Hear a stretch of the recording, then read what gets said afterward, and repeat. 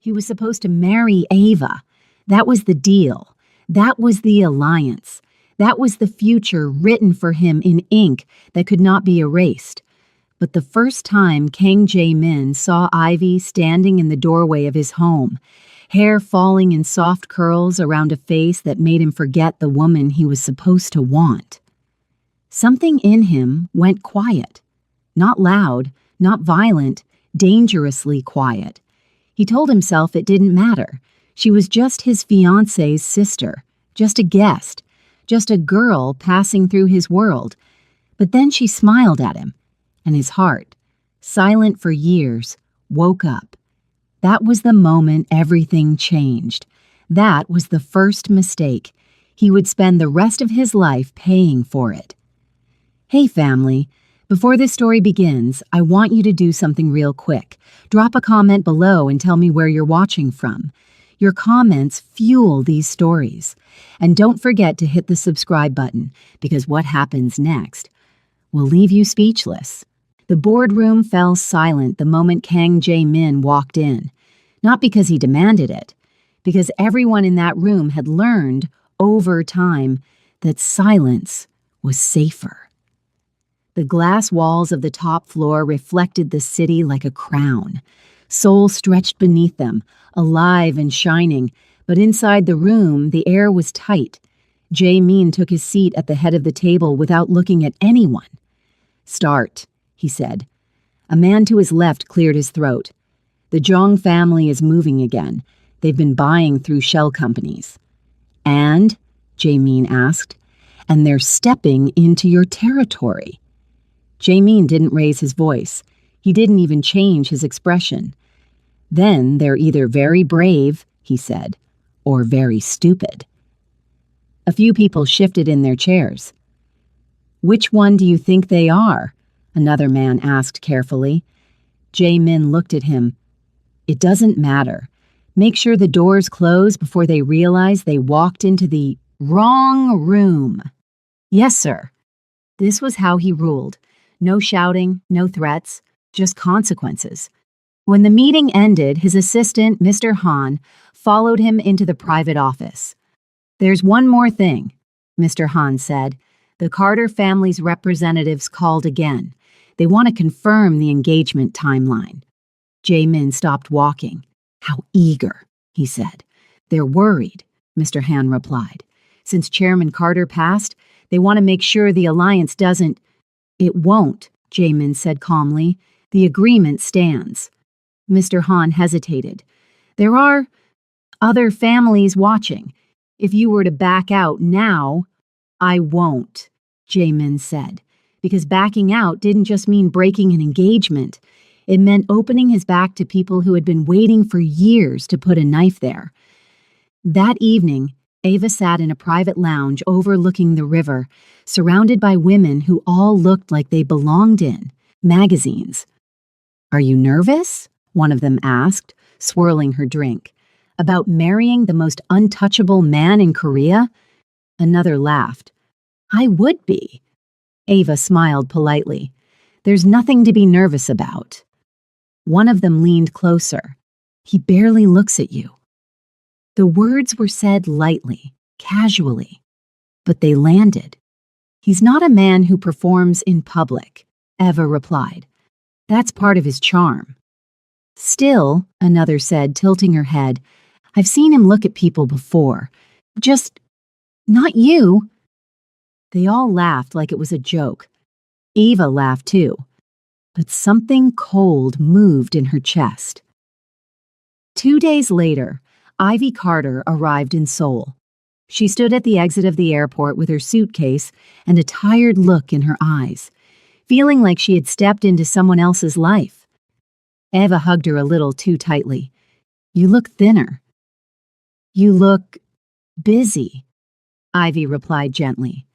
"Let's go home." Home. The word felt strange. The house was quiet when they arrived.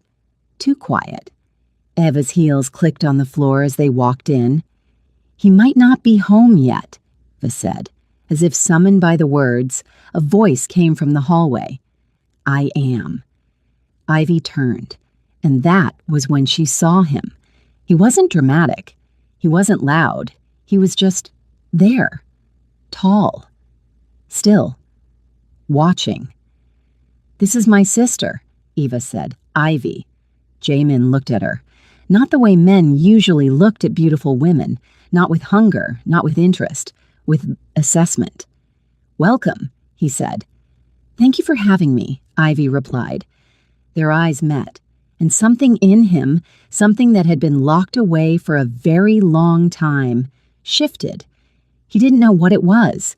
He only knew the silence inside him had changed. Dinner that night was formal. Eva talked. Ivy listened. Jamin observed. "So, you're staying for a while?" he asked Ivy. "Yes, just until I figure things out." "You're welcome. Here," he said. Eva looked at him surprised. "Thank you," Ivy said.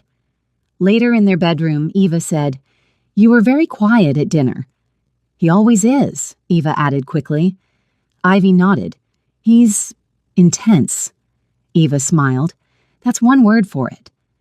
But when Ivy went to sleep, Eva stayed awake, staring at the ceiling, thinking about her friend's words, thinking about the way he had looked at her sister.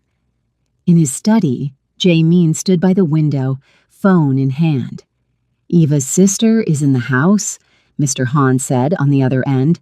"Yes. Do you want me to increase security?" "For now," Jamin said, "just make sure the house remains calm." He didn't know why he chose that word, only that something in his world had just changed. The meeting was not in Kang Group's building. It was in a private room behind a private restaurant that did not appear on any map. The men around the table were not executives. They were owners. Jamin arrived exactly on time. They stood when he entered. Not because they liked him, because they feared him. "You're late," one of them said carefully. "No," Jamin replied. "You're early." No one argued. They sat. "The Carter Alliance is holding," one man said. "For now." "For now is not good enough," another added. "Chairman Carter is dead. His people are nervous. Your enemies are watching." Jamin folded his hands. "Then let them watch." "You're marrying his daughter," the man continued. "That's the only reason the western doors are still open to you." Jamin did not deny it.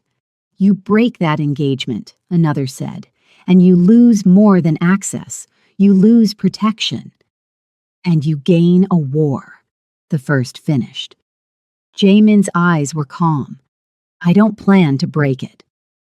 When he returned home that evening, the house felt louder, not in sound, in presence. He noticed Ivy's shoes by the door. He did not stop. He did not look, but he noticed. At dinner, Eva was animated. "I had lunch with Mira and Jie today," she said. "They're hosting a charity gala next week." "You should go," Jamin replied. "They asked if you would attend." "I'll send a donation." Eva smiled thinly. "They asked for you." He looked at her. "Why?" "Because," she said lightly, "people are curious." "About what?" "About us." He did not answer. Ivy watched the exchange quietly. 2 days later, Ava sat in a bright cafe with 3 women who looked like they owned the city. "You're very lucky," Mira said. "Do you know that?" Ava smiled. "I do." "Do you?" Jia asked. "Because sometimes it doesn't look like it." "What does that mean?" Mira leaned in. "We saw him at the gallery opening last week." Eva's smile didn't move. "And?" "He was watching someone," Jia said. Eva's fingers tightened slightly around her cup. "Who?" Mira hesitated. "Your sister." Silence fell. "That's ridiculous," Eva said. "Is it?" Jia asked. "He didn't even notice anyone else." Eva laughed. "You're imagining things." But that night, when she watched Jamin and Ivy sit at the same table without speaking, she found herself watching more closely than before. Later, in the hallway, Ivy said to Jamin, Your world feels heavy. He looked at her. It is. Does it ever stop? No. She nodded. That sounds lonely. He did not respond. That weekend, Ivy went out with Daniel again. When she returned, Eva was waiting in the living room. You're seeing him a lot. Yes. Are you serious? I don't know yet, but he's kind. Eva studied her. Just be careful. Of what? Of this world. Ivy smiled. I don't plan to stay in it forever. That night, Ava told Jaemin, my sister is getting attached to someone. That's her choice, he said. Is it?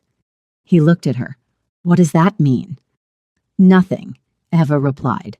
Just don't forget who you're marrying. He said nothing. In his study later, Mr. Han said, the Jung family moved again today. Where? Closer. Jaemin's voice was calm. Then they're getting impatient. And the house? Double security, Jaemin said, quietly. For Eva's sister as well? For everyone under my roof. That night, Jaemin stood by the window again, looking at the city. He told himself, this is temporary. She is just a guest. The house will return to normal. He did not know yet that his definition of normal had already begun to change. Ivy did not plan to confront him. It just happened. She had been sitting in the small sitting room near the garden, staring at her laptop and not really seeing the screen, when she heard his footsteps in the hallway. She didn't even look up at first. Do you always walk like you're trying not to exist? She asked without thinking. The footsteps stopped. The silence stretched. Then calmly, I prefer not to announce myself. She looked up. He was standing by the door, jacket over his arm, as usual looking like he had just stepped out of a different world. That figures, she said. He studied her for a moment. Is something wrong? She laughed softly. That's a dangerous question. If you don't answer it, yes. She closed her laptop. Do you always talk like everything is a negotiation? Only when it is. And what is this? She asked, gesturing vaguely around the room. A negotiation. He didn't sit. He never did when he didn't have to. This is my house, he said. You're a guest. If something is making you uncomfortable, you should say it. She hesitated. Then, your house doesn't feel like a house. He waited. It feels like a headquarters. Like everything is monitored, measured, controlled. That's because it is. She blinked. You're not even going to deny it? No. That's unsettling. This is not a place built for comfort, he said. It's built for order. And where does that leave people? She asked. Real people? He looked at her as if that question had never been part of the design. People adapt, he said. Or they suffocate. Their eyes held. Which one are you doing? He asked. She looked away first. I don't know, she admitted. That's kind of the problem. She stood up and walked to the window. When Eva asked me to stay here, I thought it would just be quiet, a place to breathe. But it feels like I'm borrowing someone else's air. This is temporary, he said. So is everything, she replied. That doesn't make it easy. He was quiet. You don't belong in this world, he said finally. She turned. I didn't say I wanted to. Good. Something about the way he said it annoyed her. Do you talk to everyone like this, or is it a special privilege? He considered the question. Most people don't talk to me like you do. And how do they talk to you? Carefully. She smiled a little. That sounds exhausting. It's efficient. For who? For everyone who wants to leave the room alive. She stared at him. You say things like that and expect people not to feel tense around you. I don't expect anything, he said. I manage reality. And what about Ava? She asked. Does she manage reality too, or does she just live in yours? The question landed. He didn't answer immediately. That's not your concern, he said. She's my sister. Everything about her is my concern. She's not a child. Neither am I, Ivy said. But I feel like one here. He walked a little closer. Not threatening, not gentle, just closer. You're under my roof, he said. There are risks you don't see. And you think I don't understand danger? She asked. My father just died. I watched a man I thought was unbreakable disappear in a hospital bed. Don't talk to me like I don't understand what the world can do. For the first time, something in his expression shifted. Not much, but enough. I'm not talking about emotional danger, he said quietly. I'm talking about real ones. Then maybe you should stop living in a way that invites them, she said. A beat. Then very calmly, this world exists whether I live in it or not. Then why does it feel like it's swallowing everything around you? She asked. Including Eva, she didn't say. Including me, she didn't realize she was thinking. Silence fell between them again. He broke it. You don't have to stay here, he said. If you want to leave, no one is stopping you. She looked at him. That's not true. Explain. Everything here tells you to stay. The walls, the staff, the way everyone looks at you before they decide what they're allowed to do. That's not my problem. It is if you created it. He studied her. You're not afraid of me, he said. I don't think you're a monster, she replied. I think you're lonely. The words sat between them like a fragile thing. That's not a useful observation, he said. It's a human one. She sighed. I'm looking for an apartment, she said suddenly. He didn't react, not outwardly. Good, he said. You should have your own space. She searched his face. You don't care? It's logical. Not even a little? No. She nodded slowly. Good. Then we agree on something. They stood, there for another moment. Then he said, for what it's worth, you're not a burden here. She looked at him. I know, she said, but I don't want to be a fixture either. That's your choice. Good. She picked up her laptop. Thank you for listening, she said. He nodded once and watched her leave. Later that night, he stood in his study and stared at the city again. He told himself, she doesn't belong here. She's leaving. This will return to normal. But the house already felt different, quieter in the wrong places. Eva knew her friends too well to believe in innocent conversations. Mira chose the cafe. Ji-ye chose the table. Yuna chose the wine. That was how their meetings always went when something important was about to be discussed. So, Mira said lightly, folding her sunglasses and placing them on the table, how is life in the palace? Eva smiled. It's not a palace. Of course it is, Ji-ye said. It just doesn't have tourists. Yuna laughed. Does he still come and go like a ghost? He's busy, Eva replied. That's not new.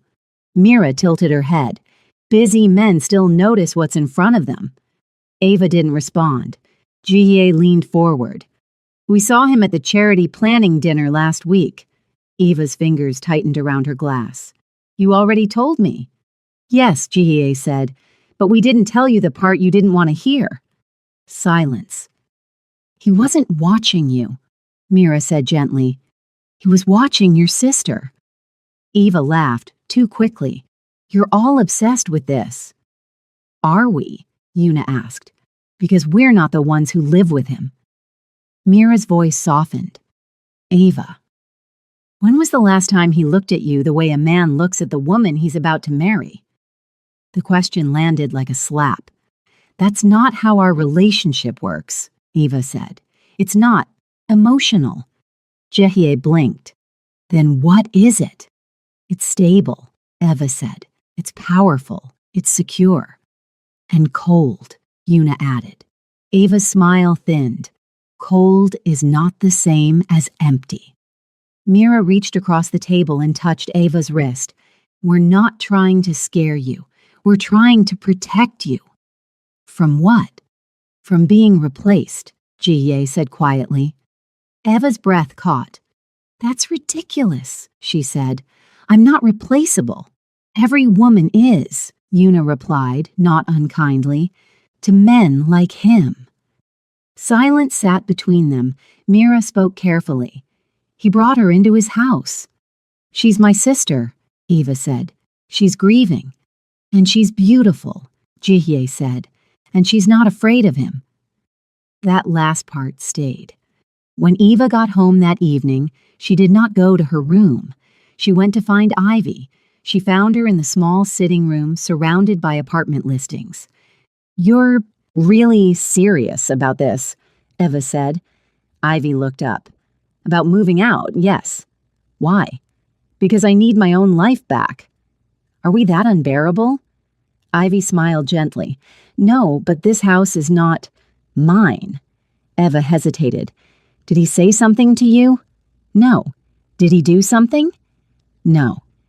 Then why does it feel like you're running away? Ivy closed her laptop. I'm not running. I'm just continuing. Eva nodded slowly. Just be careful. Ivy looked at her. Of what? Of getting caught between things that don't belong to you. Later that night, Ivy found Jae Min in the study. He was working. Of course he was. Do you have a moment? She asked. Yes. She walked in and stood in front of his desk. I found an apartment. That was fast. I've been looking for weeks. Where? Near the river. It's small, but it's bright. He nodded. When do you move? As soon as they approve my application. A pause. You seem eager, he said. I am. Why? She frowned. I don't think I owe you an explanation. You don't, he agreed. But you came here to talk to me. She exhaled. Your house is a lot. It's not supposed to be easy. That's the problem. Everything here feels like it belongs to you, even the air. That's not intentional. It doesn't have to be, she said. It's still true. He leaned back slightly. You're free to leave. You say that, she replied, but everything about this place says otherwise. That's your interpretation. Is it? She asked. Or is it just your control? His eyes sharpened slightly. You think I'm trying to control you? I think you don't notice when you do. Silence. You don't understand the world you're in, he said. I'm not trying to, she replied. I'm trying to leave it. Another silence, then quietly, you're safer here. I don't want to be safe if it means being caged. This is not a cage. It just feels like one. He studied her for a long moment. Why does this matter so much to you, he asked. Because I'm starting to feel like a guest in my own life, she said, and I refuse to stay that way. He said nothing. I'm moving out, she said. That's not a debate. He nodded slowly. Then I wish you luck. She searched his face as if expecting resistance. There was none. Thank you, she said uncertainly. She left. He did not move for a long time. Then he picked up his phone. Mr. Han, he said calmly, find out which apartment she applied for. A pause. And make sure the application doesn't go through. That night, Eva lay awake in her room, and for the first time she didn't wonder if something was wrong. She wondered how much. The third rejection email came in at 9:17 a.m. Ivy stared at her phone like it might change its mind. We regret to inform you. She didn't even finish reading it. That was the third apartment. The third perfectly fine, affordable, already viewed apartment that had gone from everything looks good to We're sorry, the owner has decided to move forward with another applicant. She dropped her phone onto the bed and covered her face with her hands. This is ridiculous. She had good credit. She had references. She had offered extra deposit. Nothing made sense. At breakfast, Ava noticed her mood immediately. You look like you're about to declare war. I might, Ivy muttered. On who? The Seoul housing market. Eva smiled faintly. Still no luck? 3 rejections in a row. That's strange. Yes, Ivy said. That's the word. She pushed her plate away. I'm going to talk to the agent again. She did, and the answer was the same vague, polite, infuriating nothing. It's not about you, Miss Carter. The owner just changed their mind. 3 different owners? Ivy asked. The woman smiled apologetically. Sometimes these things happen. Ivy hung up and stared at the wall. Something was wrong. That evening, she found Jae-min in the study. He was working. Of course he was. Do you have a minute? She asked. Yes. She walked in and didn't sit. I need to ask you something, and I want a straight answer. He looked at her. Ask. I've been rejected from 3 apartments. That's unfortunate. Don't do that, she said sharply. Do what? Act like you don't know why. Silence. You think I have something to do with it, he said. I think, she replied, that you're the only person in this city powerful enough to make something like this happen without leaving fingerprints. Studied her calmly. That's not proof. It's instinct. And you're accusing me based on that? I'm asking you, she said. Did you do this? No.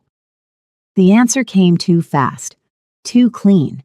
She laughed, but there was no humor in it. You're lying. I don't lie without reason. So there is a reason, she shot back. He stood up, slowly. I don't control the real estate market. You control everything else, she said. Why not this? This is paranoia.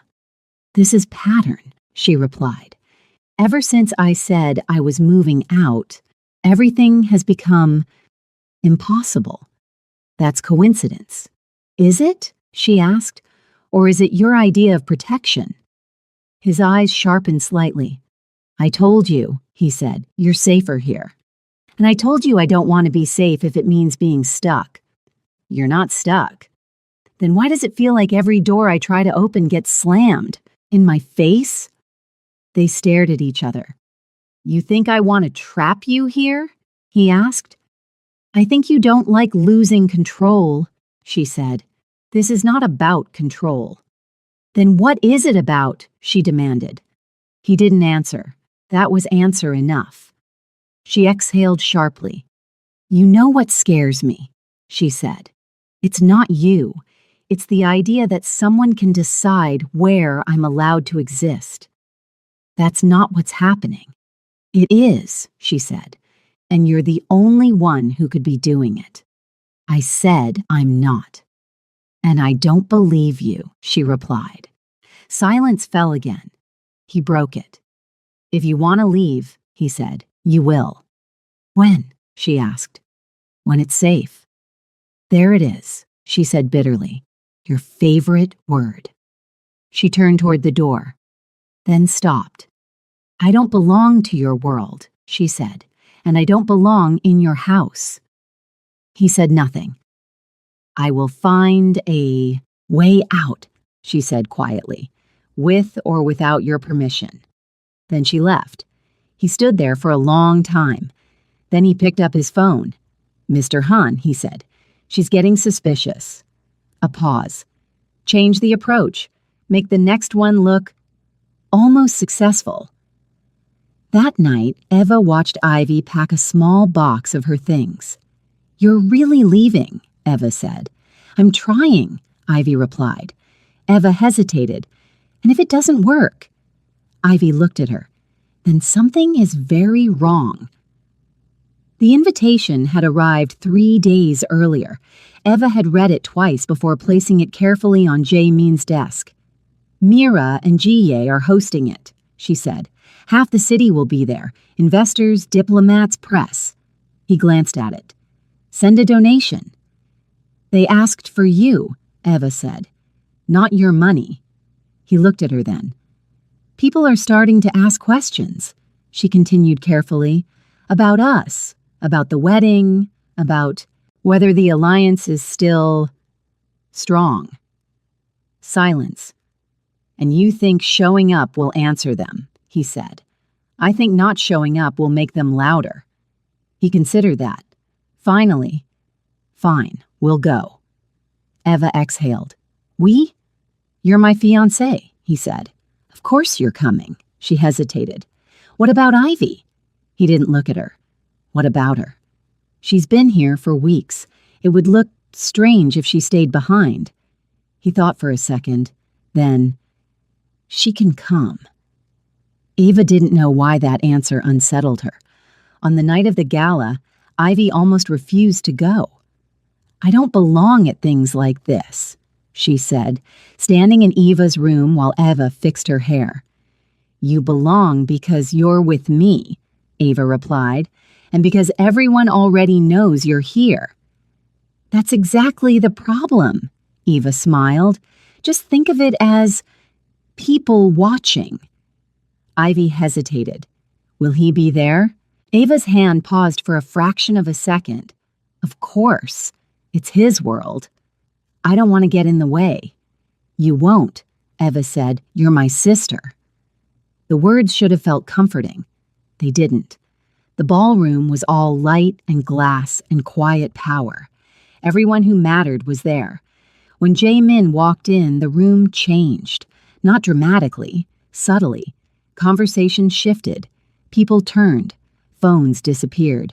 He didn't notice, or pretended not to. Eva stayed at his side, her hand resting lightly on his arm. Ivy walked a step behind them. At first, everything was normal.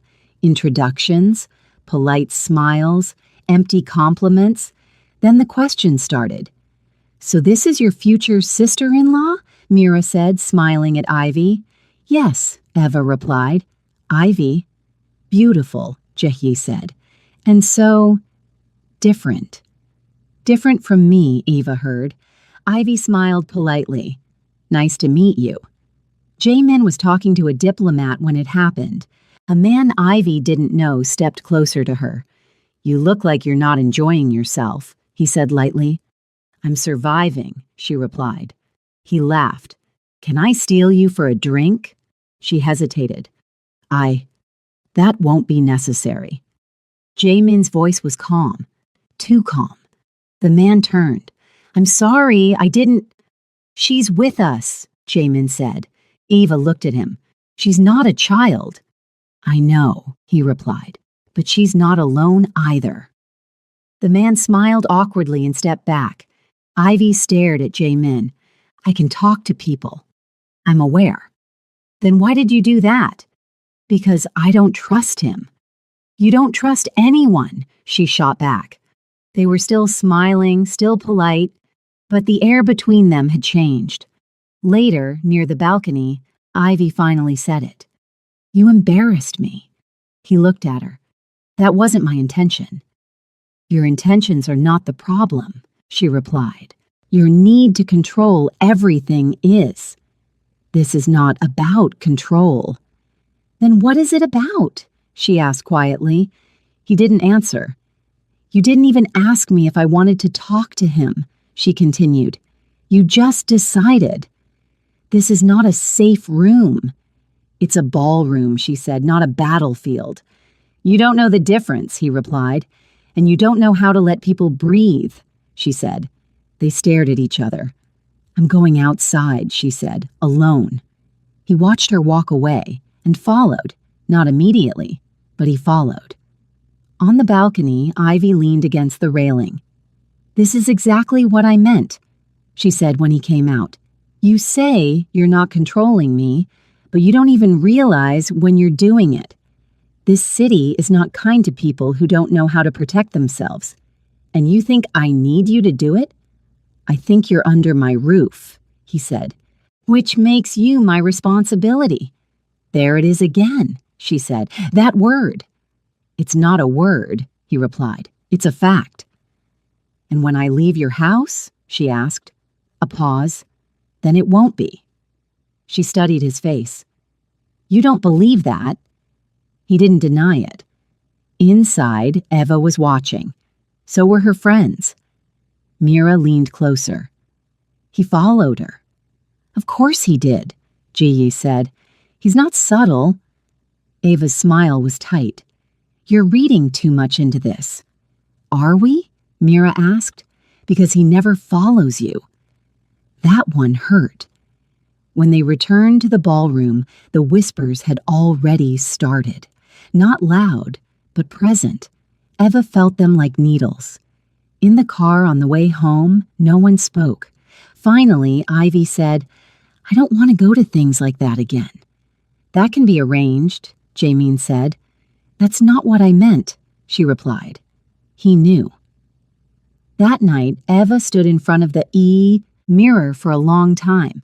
She kept seeing the way he stepped in front of Ivy, the way he followed her outside, the way he never once looked back at her. And for the first time, she didn't just feel uneasy, she felt afraid. Ivy chose the restaurant because it was small, warm, and ordinary. No chandeliers, no security, no people who looked at you like you were a political event. Daniel was already there when she arrived. You look like someone who escaped a very expensive cage, he said, standing to hug her. She laughed. That obvious? A little. They sat. They ordered. And for the first 20 minutes, she almost forgot where she lived. So, Daniel said, stirring his drink, how bad is it really? She exhaled. Imagine a place where nothing is locked, but everything is decided. That sounds worse than locks. It is. At least locks are honest. He studied her. You're not just visiting your sister. No, she admitted. I'm stuck, and every time I try to leave, something goes wrong. Like what? Like apartments suddenly rejecting me, like plans collapsing for no reason. That's not normal. I know. Silence sat between them for a moment. I came to Seoul because of you, Daniel said finally, not for sightseeing. Her chest tightened. I don't want to rush you, he continued, but I need you to know I'm serious. She looked at him. I'm trying to build a life that belongs to me again. Then let me be part of it. She smiled softly. I want that. Their food arrived. They ate. They talked about her father, about her moving out, about the life she wanted, and for the first time in weeks, she felt normal. Then the first man appeared. He didn't look dangerous. That was what made him terrifying. Excuse me, he said politely, leaning slightly toward Daniel. There seems to be a problem. Daniel frowned. With what? With this table. Ivy looked up. We're in the middle of dinner. Yes, Miss Carter, we know. Her stomach dropped. Another man appeared behind him, then a third near the door. Sir, the first man said to Daniel, still polite, your reservation has been canceled. I'm sitting here, Daniel said slowly. So no, it hasn't. You're being asked to leave. Ivy stood. Who sent you? The man turned to her and bowed slightly. You know who, Miss Carter. Her hands started to shake. No, she said. No, I'm not going anywhere. I'm afraid that's not an option. Daniel stood. You can't just... The second man put a hand on his shoulder. Not violent, not gentle. Final. Sir, he said quietly, please don't make this difficult. The entire restaurant was watching now. Ivy felt heat crawl up her neck. She looked at Daniel. I'm sorry, she said. Then, she turned to the men. I'm coming. Let him go.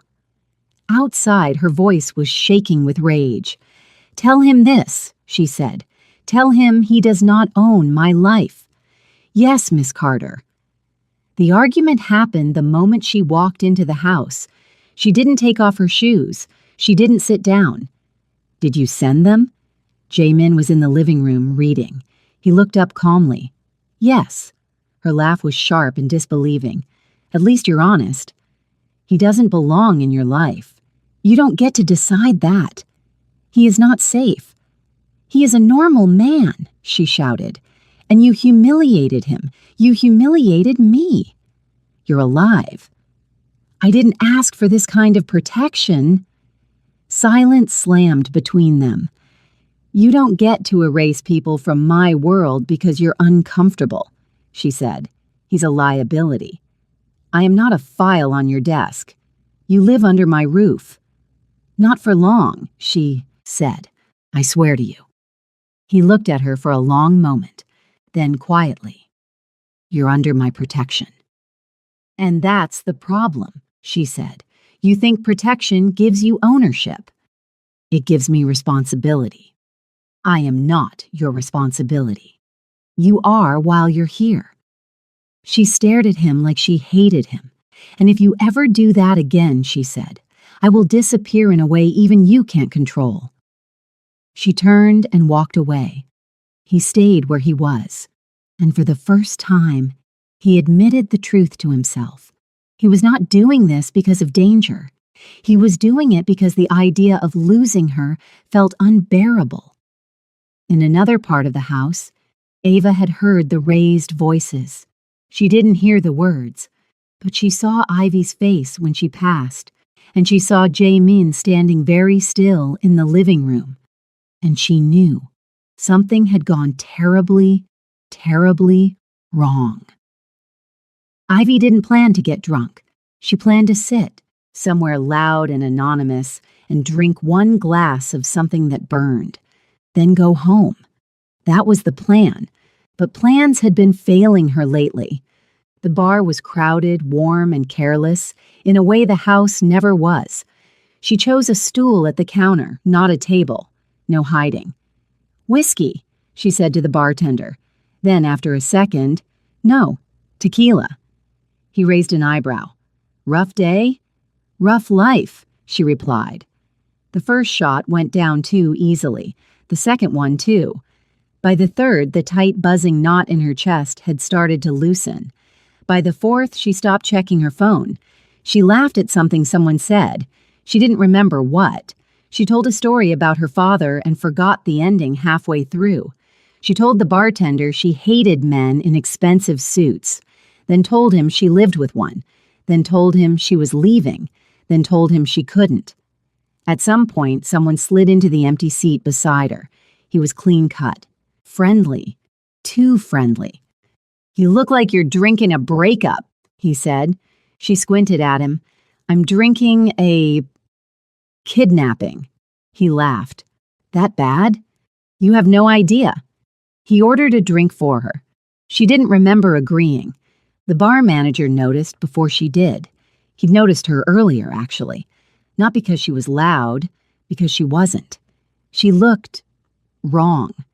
Her eyes were glassy in a way that wasn't just alcohol. Her movements were loose, but not in a normal way. He leaned closer to the bartender. Did she come in like this? No, the bartender said. She was fine at first. The manager frowned and walked over. Miss, he said gently, are you here with someone? She blinked up at him.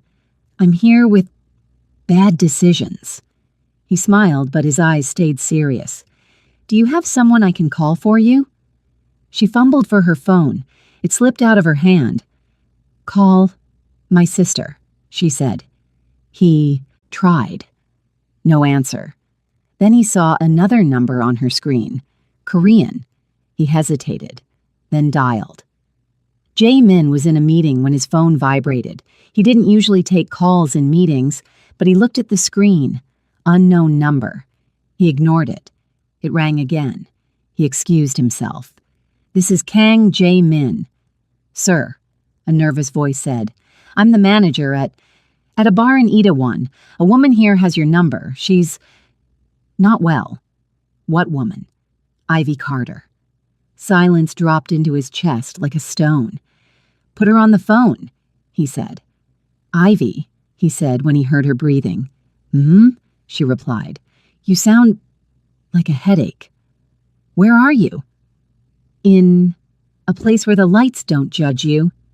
Give the phone to the manager, she laughed. Bossy. The manager took it back. She's very intoxicated, he said, but it doesn't look normal. I think she may have been helped. Stay with her, Jamin said. I'm coming. He arrived in less than 15 minutes. The bar went quiet around him without meaning to. He saw her immediately. She was slumped on the counter, her head resting on her arms. She looked small. He walked to her. Ivy. She lifted her head. Her eyes tried to focus. Oh, she said, you're real. Yes. She frowned at his face. You look annoyed. I am. She smiled. Good, he turned to the manager. What did she drink? 4 shots. But, sir, I've seen 4 shots. This isn't 4 shots. He nodded once. He slipped an arm around her. She leaned into him without thinking. Hey, she murmured. You're warm. I'm taking you home. No, she said immediately. Your house is a cage. Not tonight. She tried to stand, failed. He lifted her easily, paid the bill, and carried her out. In the car, she curled against the door at first, then slowly leaned into him. You smell expensive, she said. He didn't answer. She laughed quietly. You ruined my date. I know. You ruin a lot of things. He looked at her. She was not angry, just loose, honest. You're like a very handsome prison, she said. That's not a compliment. It is a little. She closed her eyes, then opened them again. You know what's funny? She said. I am nothing like Eva. He looked at her more carefully. Eva is sharp, like glass, she continued. Everything about her is careful. And you? He asked. I'm a mess, she said, and laughed. Then her face fell. You make me feel small, she said suddenly, and I hate that. He said nothing. She shifted closer. Her head fell against his shoulder. You know what's really funny? She whispered. What? I think if I met you first, I would have hated you. He almost smiled. Almost. Then he said, Where were you last year? March. She blinked at him. Why? Do you ask? Answer me. She frowned, thinking. Boston. Finishing my master's. I barely slept that year. He looked at her face, at the way she frowned when she concentrated, at the softness in her voice, and the thought formed, slow and precise. I got the wrong twin. The words didn't leave his mouth, but they landed in his mind like a gunshot. He closed his eyes briefly. When they arrived, he did not take her to her room. He took her to the sitting room, set her gently on the couch. She blinked up at him. Don't leave, she said. I'm not. He straightened and spoke to Mr. Hahn on the phone. Check the CCTV at the bar. I think someone helped her drink more than she wanted. A pause. Find out who. Another pause. Yes. Make sure he learned something. When he returned, she was trying to sit up. She failed. He knelt in front of her. Easy. She looked at him for a long moment. Then very slowly she lifted her hand and touched his face. You're not a good person, she said. I know. But you're very gentle tonight. He didn't move. She leaned forward and kissed him. It was not careful. It was not planned. It was soft and messy and wrong. He froze. Then she pulled back, confused. Oh, she said. That was a mistake. She closed her eyes and slumped sideways. He caught her before she fell. and sat there holding her, staring at nothing, knowing absolutely that nothing in his life was going to be simple ever again. Ivy woke up with a headache and the distinct feeling that something was wrong. Not physically, emotionally. Her mouth was dry, her head was heavy, and her body felt unfamiliar. She sat up slowly. She was in her bed. Not the sitting room, not the clothes she'd worn out. Someone had changed her. Her stomach dropped. She pushed the blanket back and stood too fast. The room tilted. She caught the edge of the bed and waited until the world settled. Then she remembered. The bar, the car, his arms, and her breath caught. No, no, no, no. She showered like she was trying to erase something. When she came downstairs, Eva was already in the dining room. "You look like death," Eva said. "Thank you." "Rough night?" Ivy hesitated. "I went out." Eva's eyes sharpened. "Alone?" "Yes." "And you came back? How?" Ivy swallowed. "With help." Eva smiled slightly. "From who?" Before Ivy could answer, Jaymeen walked in. Silence thickened the room. "I'm fine," Ivy said too quickly. I'm okay now. Thank you for last night." "You were not in a state to be alone," he replied. "That doesn't mean it means exactly that." Eva looked between them. "What happened last night?" "Nothing," Ivy said. Immediately. Jaemin did not correct her. That scared her more than if he had. Later, she found him in the study. She closed the door behind her. "We need to talk." He nodded. "Yes." She folded her arms. "About last night." "You were drugged." Her eyes widened. "What?" "I checked the cameras. A man bought you a drink. You didn't see him pour anything. But your symptoms don't match alcohol." She felt cold. "He will not do that again," Jaymeen added calmly. "What does that mean?" "It means he has learned." She swallowed. "Thank you for helping me." "That's not why you're here." She looked away. "I don't remember everything clearly," she said, "but I remember enough to know that I crossed a line." "You were not in control." "That doesn't make it nothing," she said quietly. He studied her. "It was a mistake," she said. "It can't happen again." Silence stretched. "You don't get to decide that alone," he said. She stared at him. "What?" "You don't get to pretend it didn't matter." "It didn't," she said too quickly. "It was just confusion, alcohol, fear, and honesty," he said. "That's not fair. Neither is lying to yourself." Her voice shook. "I am not in love with you." "I didn't say you were." "You're engaged to my sister." "Yes, and I am leaving this house." He said nothing. "That kiss was a mistake," she repeated, "and you need to let it be one." He walked closer, not threatening, not touching, just close enough that she had to look at him. "You don't kiss people you don't feel anything for," he said quietly. "You don't know what I feel."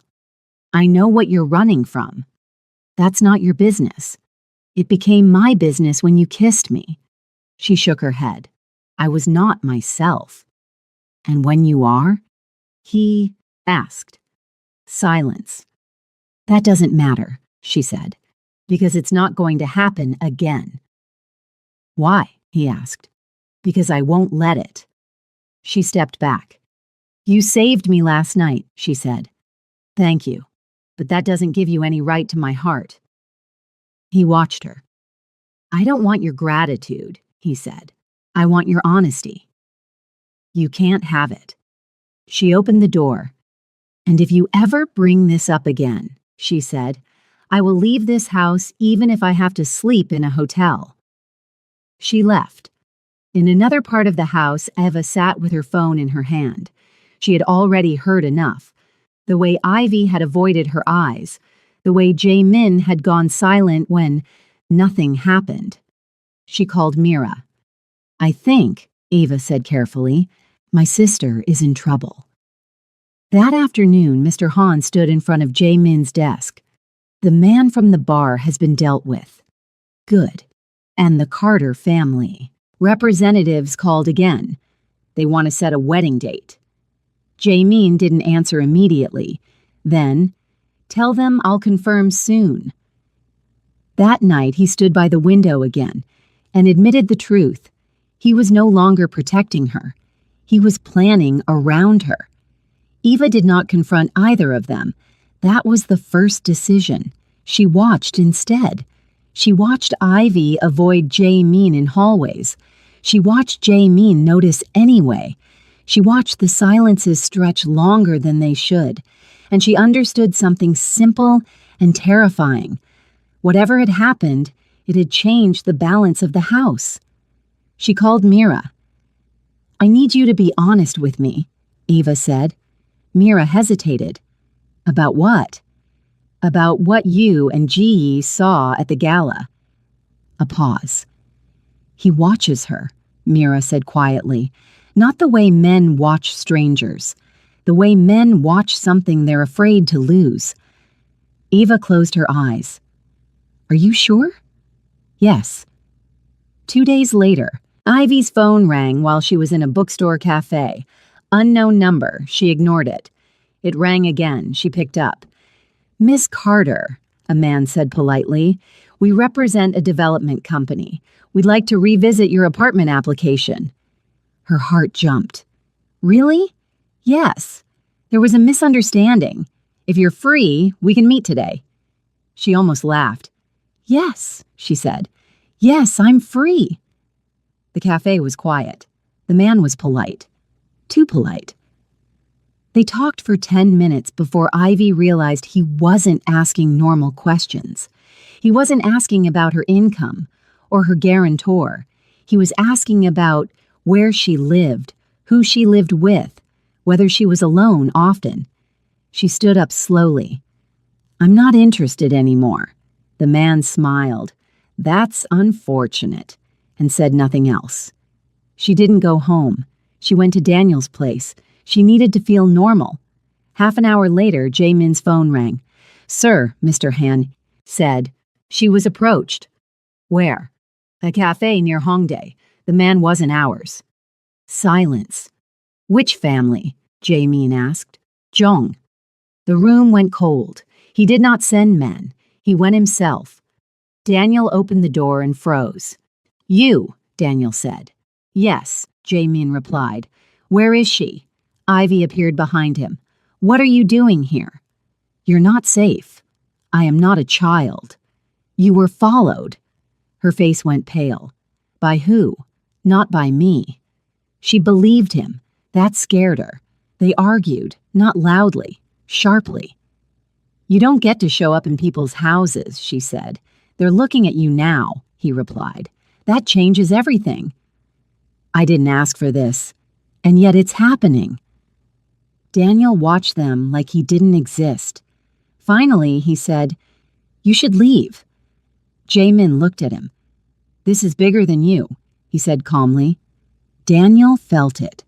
The power. The finality. When they left, someone was already watching from across the street and making a call. That night, Ava heard about it. Not from them, from someone else.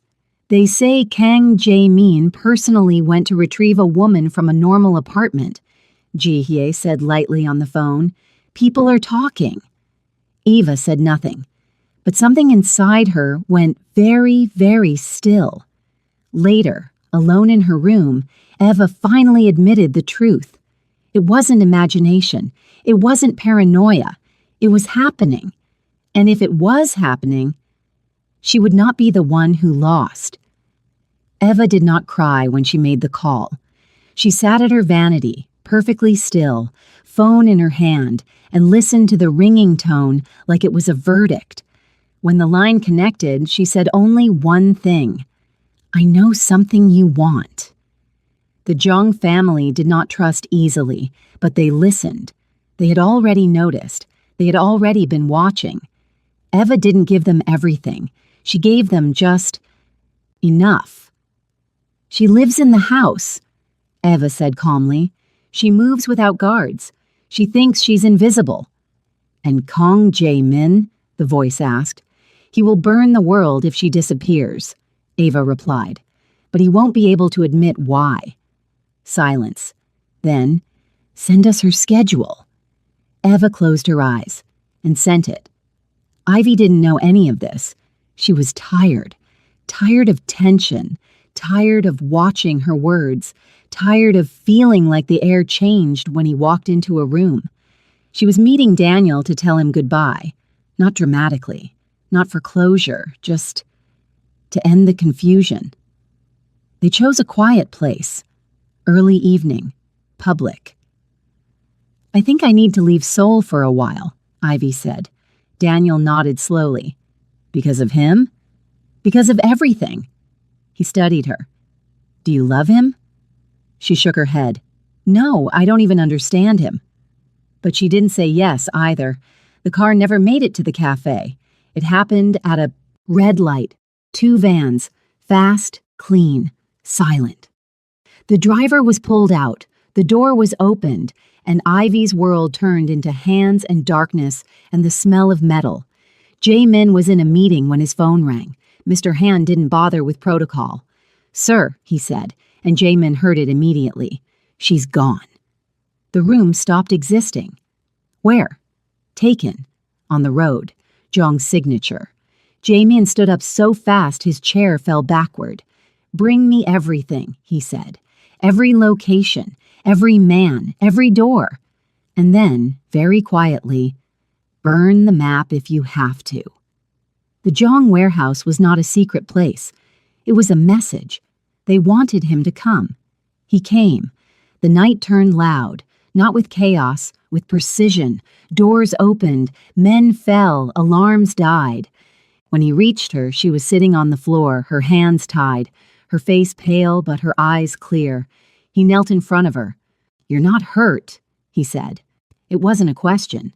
No, she whispered. But Ava. He froze.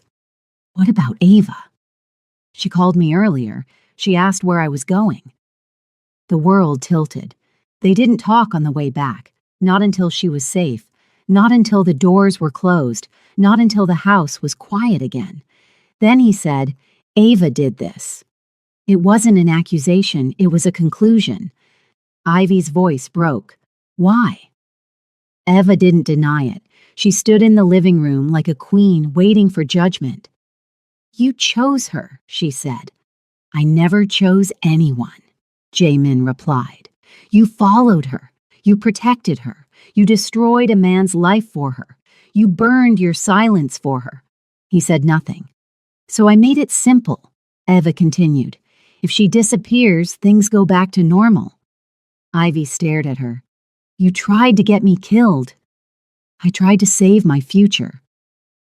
The Carter family arrived the next day. There were no raised voices, only cold ones. Eva was taken away, not to prison, to something worse, to obscurity, to erasure. 2 weeks later, Ivy stood by the window with her suitcase.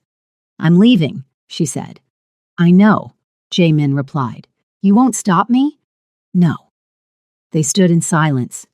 You saved my life, she said. Yes. But you can't be my life. I know. She looked at him. You will always be the man who taught me that love without freedom is just another cage. He nodded once.